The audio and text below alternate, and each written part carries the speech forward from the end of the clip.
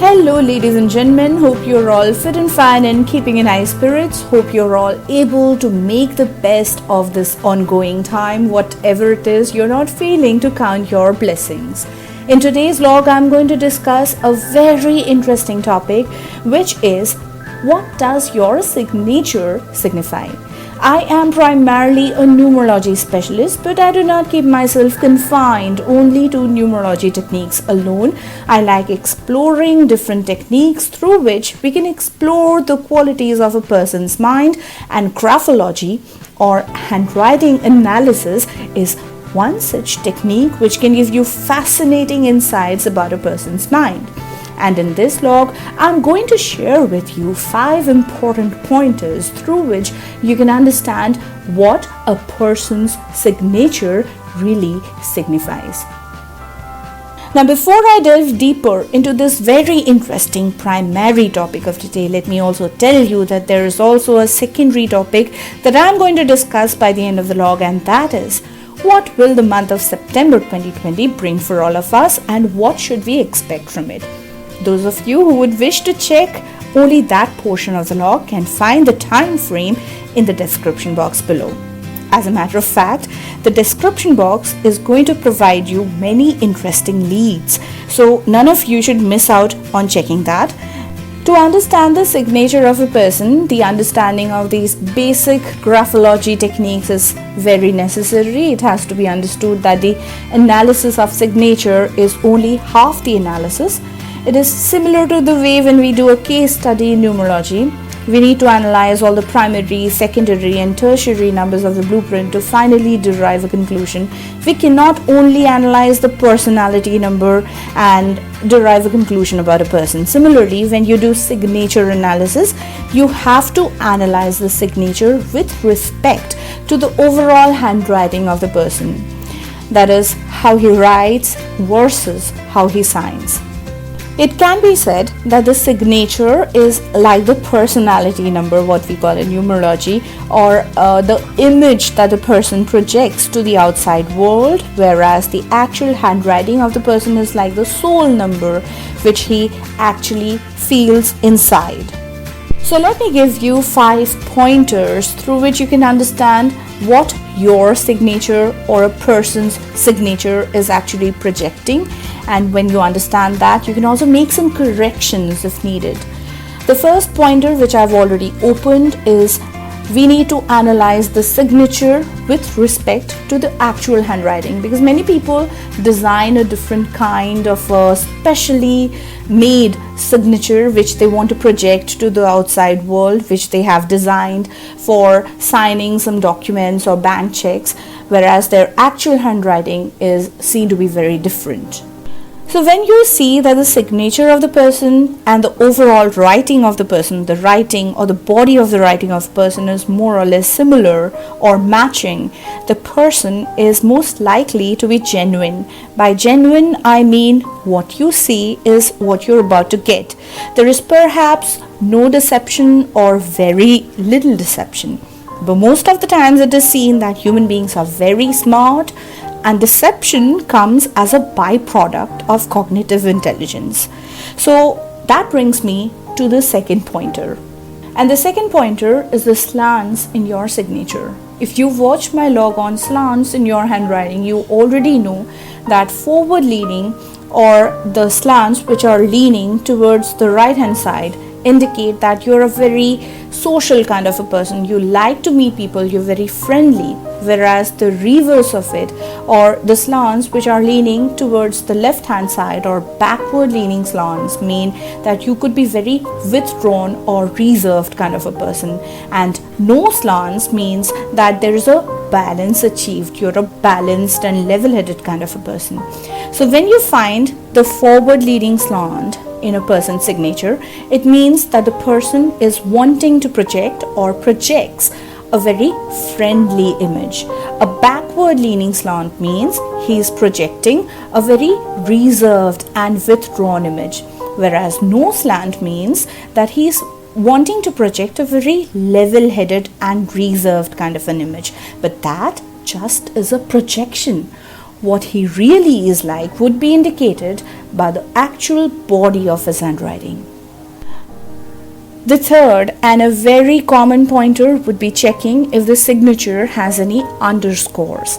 By an underscore, I mean if the person underlines a signature. What does that mean then? Well, an underscore can imply self-belief, self-confidence, or even need for attention. It can mean that the person desires to get noticed and be taken seriously. The person can project a very assertive and a go-getter kind of an image. If it is a double strike under the signature, this go-getter kind of an image or the forceful image will be further enhanced. You also need to check the pressure. If the pressure is more, the person would be a little more forceful, would be projecting a forceful image. You also need to analyze if there are any wavy or artistic underscores. That would indicate sometimes creativity, flair, and also sense of humor. The fourth pointer that I'm going to talk about is just going to be the reverse of an underscore, and that is an overscore. So what does it mean when you see an overscore in a person's signature? Well, an overscore means that the person could be highly opinionated or could be having very strong opinions about every topic. He could be a man of strong character, very different and very unique with his pattern of thoughts. This person, or whenever you see strong horizontal lines on top of the writing, you must know that this is not going to be a very easy person for you to understand, because this person is very different and very unique, very separate from the crowd. So you have to deal with this person very carefully. And this brings me to the fifth and the final pointer that I'm going to discuss today, and that is the formation of letters in your signature. Now, if you see that the signature has very closely placed and roundish kind of letters, you have to understand that the person is trying to project a very gullible and naive kind of an image. It also shows kindness and friendliness, whereas the reverse, that is if the letters are very angular and spaced out, it shows self-sufficiency and independence. But what the person is really like, once again, will be proven by the analysis of the main body of the writing with respect to the signature. Now, one little tip that I'd like to give is, as I have said already, that underscores and overscores both can be indicative of a stronger personality projection. It can be indicative of a very forceful personality projection. But one thing you have to be very careful about, that is, if you're wanting to add these features to your signature in order to project a stronger or a sharper personality, you have to see to it that you do not strike through or end up striking through any of the letters or the loops in your handwriting.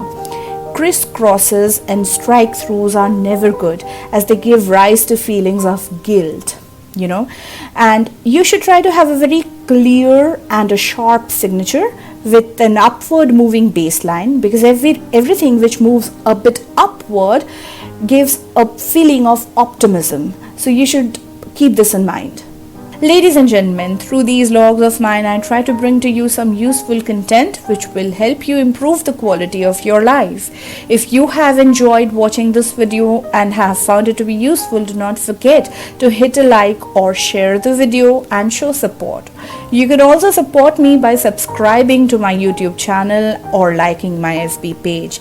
Many of you repeatedly ask me for book references on numerology, and once again I'd like to say that my first book on numerology for beginners was just published a few months back, and if you are a numerology beginner and you are a numerology enthusiast, you would like to learn, you can definitely check my book. Apart from that, I'm trying to complete my second book, and I hope it will be out in 2 months' time, hopefully, and all the relevant links are being provided in the description box, so remember to check that. Now let me come to the second topic of today, which many of you are looking forward to, and that is, what does the month of September 2020 is going to have in store for us.